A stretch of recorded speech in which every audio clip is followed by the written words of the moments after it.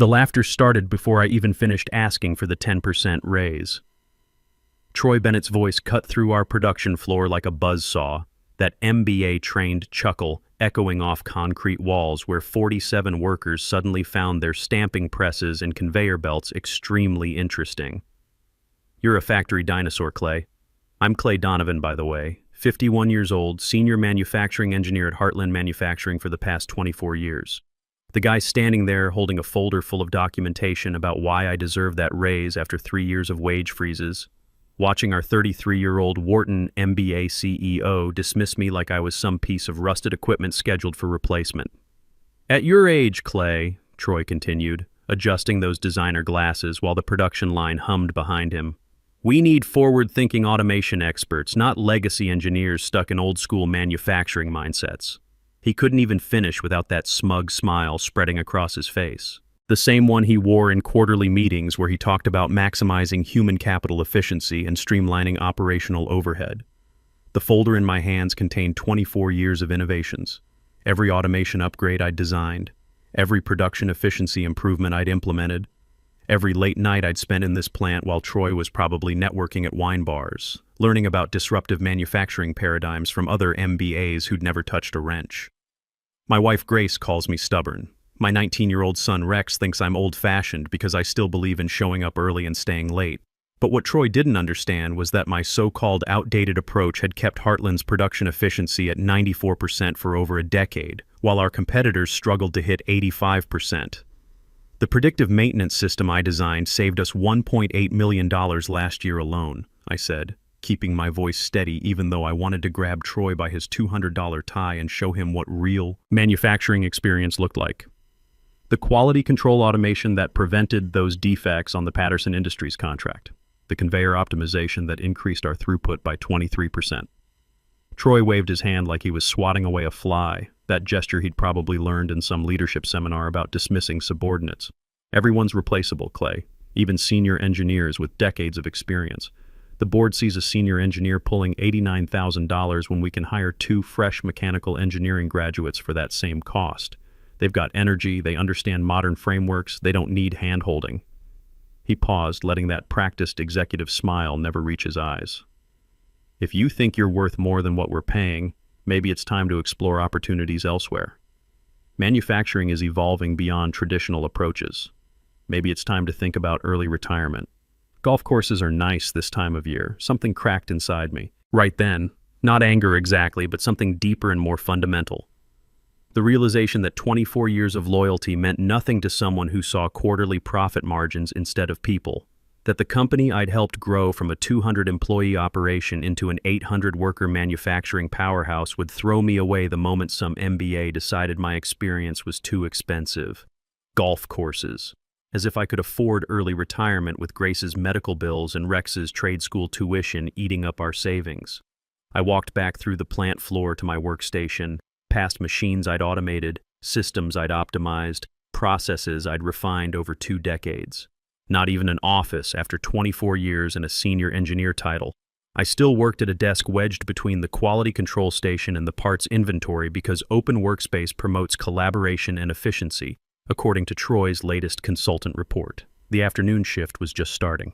Miguel Santos operating the stamping press I'd automated in 2019. Janet Williams running quality checks on equipment I'd calibrated myself. These weren't just co-workers. They were people whose jobs depended on keeping this place running efficiently, people who'd trained under me, learned from me, counted on the systems I'd built. On my desk sat a photo from last Christmas. Grace looking tired but smiling after her back surgery that cost us $23,000 out of pocket even with our insurance. Rex home for winter break from community college where he was studying welding because he wanted to work with his hands like his old man, following a tradition Troy probably thought was obsolete. Our medical premiums were eating up 28% of my take-home pay. Grace's physical therapy was another $400 a month. Rex's trade school tuition had just increased 15% for the 3rd year running. And here I was getting called a dinosaur for asking for a 10% raise after 24 years of keeping this place profitable while Troy's salary had increased 35% in just 2 years as CEO. Meanwhile, according to the company newsletter, Troy had just bought a second vacation home in Colorado, a ski cabin to go with his primary residence in the expensive part of town. The same newsletter that featured a photo of him accepting an innovation award for the automation framework I'd designed, with my name nowhere in the article. I opened my desk drawer and pulled out a worn leather notebook I'd kept for years. The cover was cracked from handling, filled with ideas I'd developed in my garage workshop on weekends, automation concepts I'd refined using my own equipment and time. This wasn't company property. These were my innovations, documented meticulously with dates, sketches, and implementation notes spanning 15 years of weekend tinkering. The notebook contained 14 different automation patents I'd filed over the past 15 years, conveyor optimization algorithms I'd written on my home computer, quality control systems I'd prototyped in my garage using sensors and monitoring equipment I'd bought myself, predictive maintenance protocols I'd developed because I loved solving complex manufacturing problems, even in my spare time. What Troy never bothered to investigate was that I'd never assigned these patents to Heartland Manufacturing. The employment contract I'd signed 24 years ago covered work done during company time using company resources. But my garage workshop innovations existed in a legal gray area, personal projects developed on my time with my equipment, funded by my own money. I'd shared these innovations with Heartland out of loyalty, never thinking to protect my interests, never imagining the company would one day call me obsolete while profiting from systems I'd invented during weekends and vacation days. The irony was bitter. Troy saw me as expensive legacy baggage, but every major efficiency gain that kept us competitive had started in my personal workshop. My computer pinged with an email about next week's union meeting.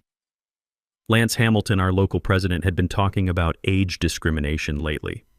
How companies were pushing out experienced workers to hire cheaper labor, then wondering why their institutional knowledge walked out the door. At 58, Lance had seen it happen too many times.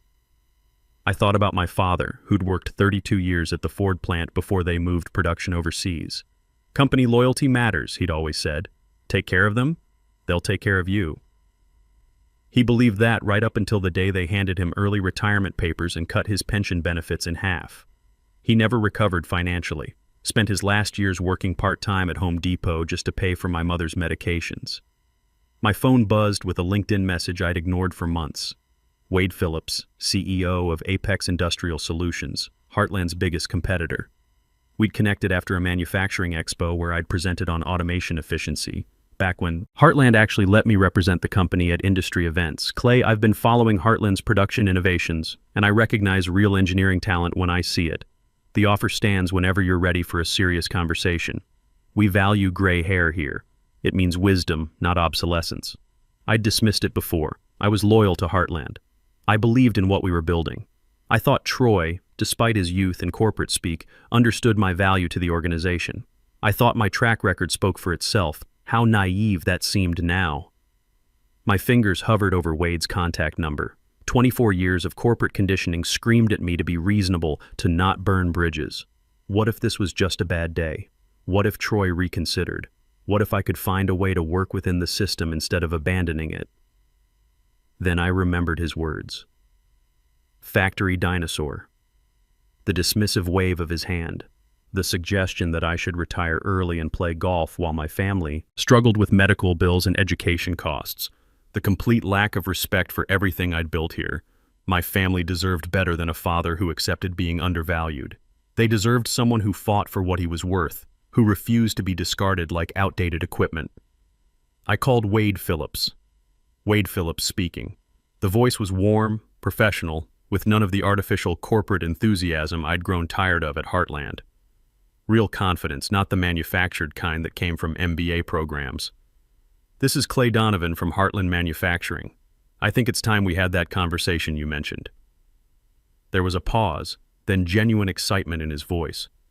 Clay, I was beginning to think you'd never call. I've been following your automation work for years. Are you finally ready to explore opportunities where experience is actually valued instead of seen as a liability? I looked around the plant floor. At workers half my age operating systems I'd designed. At the management offices where people younger than my son made decisions about processes they'd never run themselves. At Troy's corner office, where he was probably already planning how to replace his expensive legacy employee with hungry young talent. I'm ready, I said. When can we meet? How about dinner tomorrow? I know a steakhouse in Cleveland where we can talk without interruption. Say 7 p.m.? Grace had her book club tomorrow night. Rex would be at trade school for his evening welding certification classes. Perfect timing to start planning my future without Heartland's involvement. I'll be there. That evening at dinner, Grace noticed my distracted mood. We were having leftovers at the kitchen table, the same routine we'd followed for 20 years. Rex was telling us about his welding instructor, an old-timer who'd worked on skyscrapers in Detroit back in the day. "You're quiet tonight," Grace said, studying my face with those eyes that had seen through my poker face for 23 years of marriage. "Rough day at work?" I set down my fork and looked at the two people who mattered most in the world to me. My wife, who'd supported my career through countless late nights and weekend projects, who'd never complained when I missed family events to fix production problems. My son, who looked up to me despite thinking some of my methods were old-fashioned, who was proud to follow in my footsteps working with his hands. "Troy turned down my raise request today," I said quietly. "Called me a factory dinosaur in front of half the production crew." Grace's fork clinked against her plate. Rex stopped mid-sentence about arc welding techniques. He said, "What?" Rex's voice had that edge it got when someone disrespected his family. "He thinks I'm too old, too expensive, too set in my ways. Suggested I consider early retirement and take up golf." Grace reached across the table and took my hand. "Clay, you've given that company 24 years of your life. You've saved them millions of dollars. You've trained half their workforce. Apparently that doesn't matter anymore. They want young engineers who'll work for half my salary and won't question corporate decisions." Rex leaned forward, his welding calloused hands clasped in front of him. "Dad, you taught me that if someone doesn't value your work, you find someone who will. Isn't that what you told me when I was thinking about quitting welding school last semester? Smart kid. Using my own advice against me." "There's something else," I said. "I've got a meeting tomorrow night with Wade Phillips from Apex Industrial. They've been trying to recruit me for months." Grace squeezed my hand tighter. "And I'm thinking it might be time to see what they're offering. Troy made it clear I'm not wanted at Heartland. Maybe it's time to stop trying to prove myself to people who will never appreciate what I bring to the table." The next evening, I sat across from Wade Phillips at Morton's Steakhouse in Cleveland, a place that required reservations weeks in advance. He'd made one phone call and gotten us a corner booth with privacy. That told me everything I needed to know about Apex Industrial's influence in Ohio manufacturing circles. Wade was in his late 50s, gray-haired and sharp-eyed, wearing a casual polo shirt instead of a corporate uniform. His handshake was firm but not aggressive, the grip of someone who'd actually worked with his hands before learning to read balance sheets. When he smiled, it reached his eyes. "I've been following your work for years, Clay," Wade said over his whiskey. "The automation upgrades at Heartland don't happen by accident. That predictive maintenance system for the automotive contracts, my engineers spent 4 months trying to reverse engineer your approach and couldn't crack the core algorithm." I felt a mix of pride and frustration. Someone had actually noticed the technical complexity of what I'd built. Someone understood that innovation didn't just happen by accident. "How did you know that was mine?" I asked. Wade smiled and took a sip of his drink. "Because Troy Bennett couldn't program a microwave, let alone architect industrial automation systems. I've heard him speak at conferences, great at buzzwords, terrible at substance. Real innovation requires deep expertise, and that has to come from someone who understands both the theory and the practical applications." He leaned forward, lowering his voice. "Plus, I have contacts throughout the industry. Engineers talk to each other. Your reputation among people who actually understand manufacturing is solid gold, even if your current management doesn't seem to appreciate it. Half the automation specialists in Ohio know your work, even if they've never met you personally. What exactly are you offering?" "Senior Automation Director position, oversight of our entire production efficiency division. Base salary $185,000, equity package that vests over 4 years, and a team of 6 engineers. Average age on my team is 48. We believe experience creates better solutions than enthusiasm alone." My breath caught. $185,000 was more than double my current salary, enough to handle Grace's medical expenses without touching our retirement savings, enough to help Rex finish trade school without him working nights at the hardware store, enough to finally stop choosing between financial security and family needs. "But more importantly," Wade continued, "recognition, your name on patents, your picture in trade publications, credit for the innovations you create. We're not interested in managers taking credit for engineering work. When you solve a problem, you get the professional recognition that goes with it." He paused, studying my expression. "And if you brought personal innovations with you, theoretical systems you developed on your own time using your own resources, we have a proper intellectual property acquisition process, fair market compensation for proven technology, unlike companies that just assume they own everything their employees think about." Something flickered in Wade's eyes. Understanding. He'd done his homework, knew about the legal gray areas that bigger companies often ignored or deliberately overlooked. I pulled out my leather notebook and placed it on the table between us. "I have documentation and patent filings proving these systems were personal projects. Heartland implemented them, but they never formally acquired the rights. Their legal department never bothered to investigate ownership." Wade's eyes widened as he flipped through pages of automation designs, each entry dated and documented with development notes. Years of weekend work, personal passion projects that had become the foundation of Heartland's competitive advantage. "This is comprehensive work, Clay. How much of Heartland's efficiency advantage is based on your personal innovations?" "About 65%, I said quietly. "The core automation protocols, the predictive maintenance, algorithms, the quality control systems, all developed in my garage workshop before the company implemented them. I shared them out of loyalty, never thinking they'd one day tell me I was obsolete." Wade closed the notebook and met my eyes. "That's quite an oversight on their legal team's part." "Troy doesn't value senior functions," I said, echoing the CEO's dismissive attitude toward experienced employees, including thorough legal review. "He's too focused on cutting costs and hiring cheap labor to worry about protecting existing intellectual assets." We spent the next 2 hours discussing technical details, team structures, and project timelines.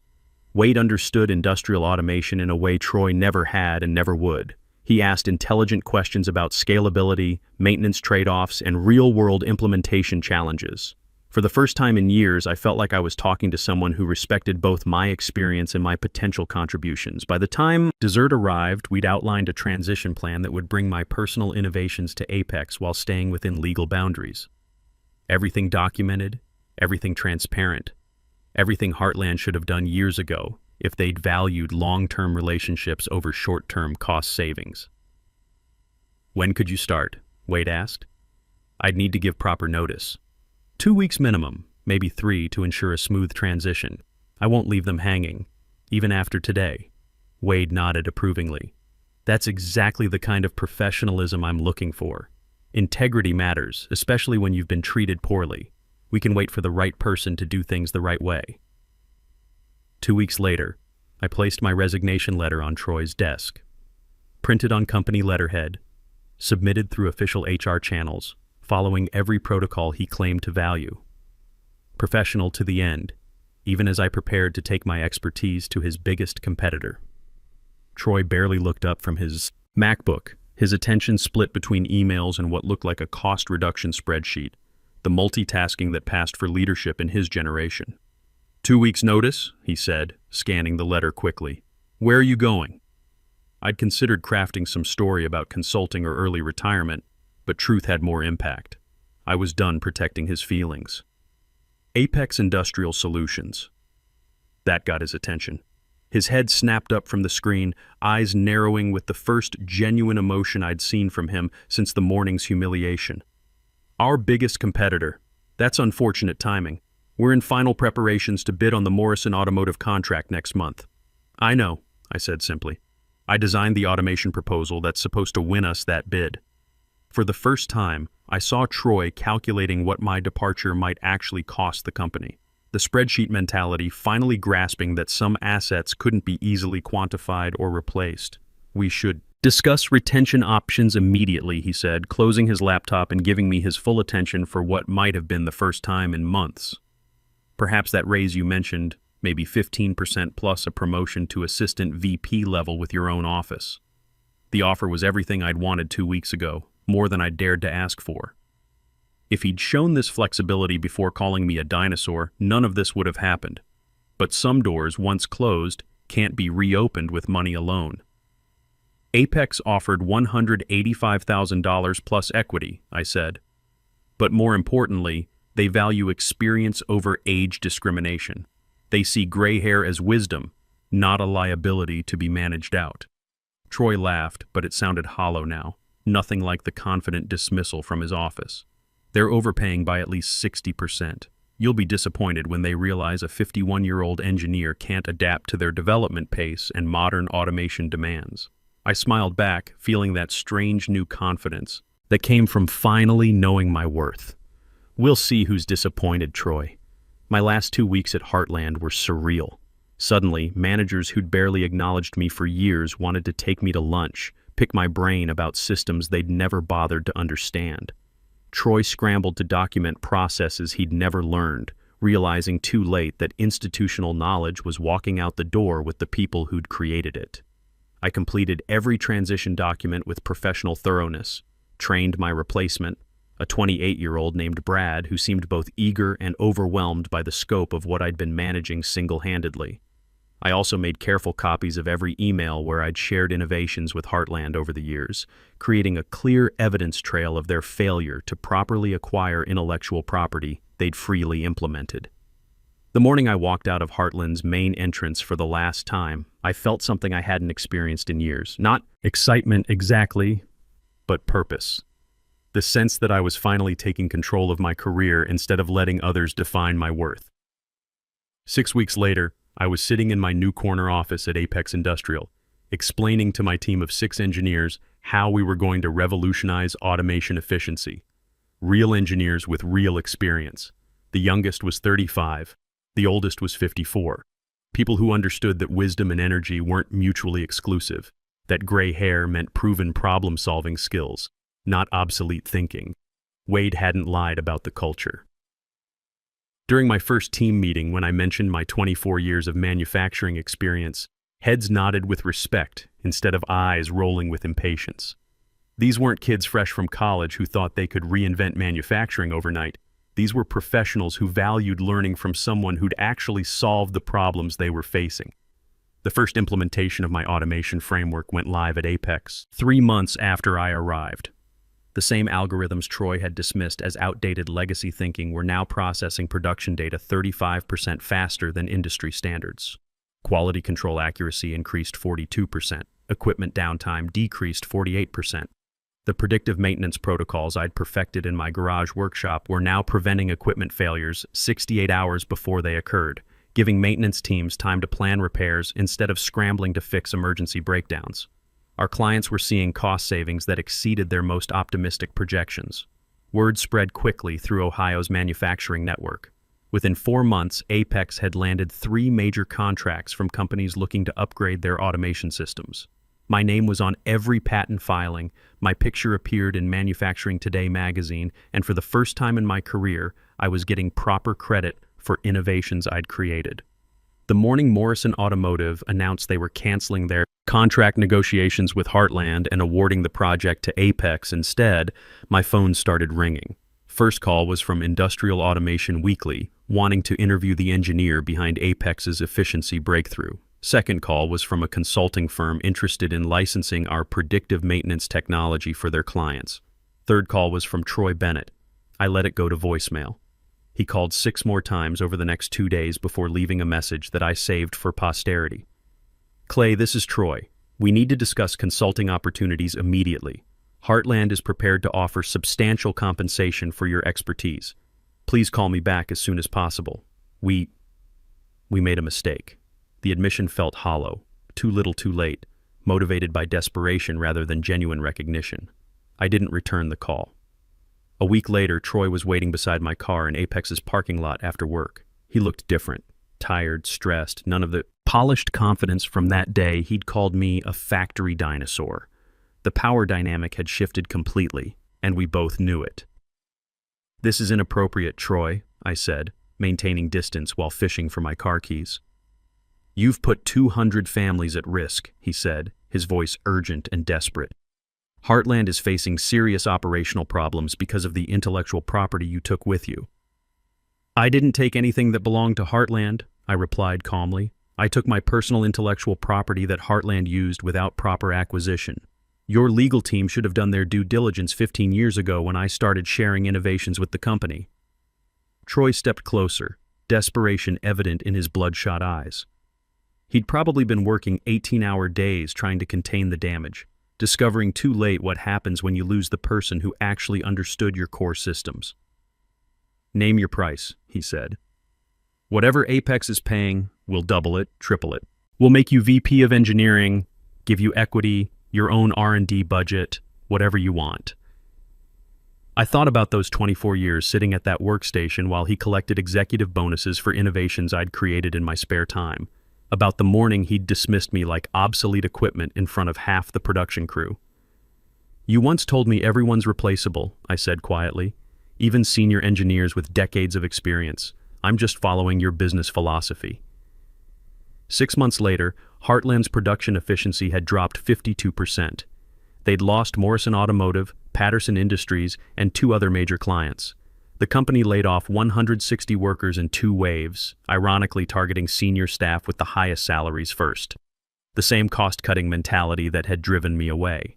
The tech media described it as a catastrophic loss of institutional knowledge and systematic deterioration of their automation capabilities. Industry analysts wrote case studies about the dangers of undervaluing experienced talent in competitive markets, using Heartland as a cautionary tale. Troy resigned under pressure from the board after their stock hit a 3-year low. His replacement was a 56-year-old former General Motors executive who immediately began trying to poach senior engineers from competitors, but the damage to Heartland's reputation in the engineering community was irreversible. Then came the inevitable lawsuit. Heartland sued me for theft of intellectual property, corporate espionage, and breach of fiduciary duty. Their case collapsed spectacularly when my documentation proved conclusively that I'd developed the core systems as personal projects using my own time and equipment. The judge not only dismissed their claims but awarded me legal fees, noting that Heartland had failed to secure proper ownership of innovations they'd implemented, demonstrating a pattern of inadequate due diligence regarding intellectual property rights. But victory felt more complex than I'd expected. Janet Williams, Heartland's former quality control supervisor, visited my office 3 months after the lawsuit ended. She'd been with the company 16 years before the layoffs, someone I'd trained personally, worked alongside through countless production challenges. 160 people lost their jobs, Clay, she said, sitting across from my desk. People with families, mortgages, kids in college. I know Troy treated you badly, but was your revenge worth destroying their livelihoods? The question hit harder than any lawsuit. I'd focused so intently on Troy's arrogance and age discrimination that I'd underestimated the collateral damage to good people who'd never wronged me. "You're right to be concerned about them," I said. "That's why Apex has hired 68 former Heartland employees in the last 6 months, including everyone from your quality control team who wanted to join us." Janet's expression softened slightly. "And the others? The ones who can't relocate, who are too specialized, who are close to retirement age themselves." That conversation led to the Experienced Engineers Initiative at Apex. We hired 68 former Heartland employees and partnered with trade schools to retrain displaced workers over 45. The program became a model throughout the Midwest. 8 months later, I received the Ohio Manufacturing Excellence Award. Standing at that podium, I thought about Troy's Dinosaur comment. He'd been wrong about everything. We weren't expensive legacy baggage, we were experienced professionals who understood the difference between moving fast and building systems that actually work. Last month, Heartland declared bankruptcy. The company I'd helped build for 24 years was gone, dismantled by leadership that confused cost-cutting with innovation. If you're reading this and you're over 45, remember, your knowledge is worth fighting for. Document your work. Know your rights. Never let anyone convince your best years are behind you. Age isn't a weakness. In manufacturing, it's wisdom waiting to be unleashed. When experience finally gets angry enough to demand respect, entire industries change. Your loyalty means nothing if you don't value yourself first. Sometimes the most powerful thing you can do is simply refuse to become invisible.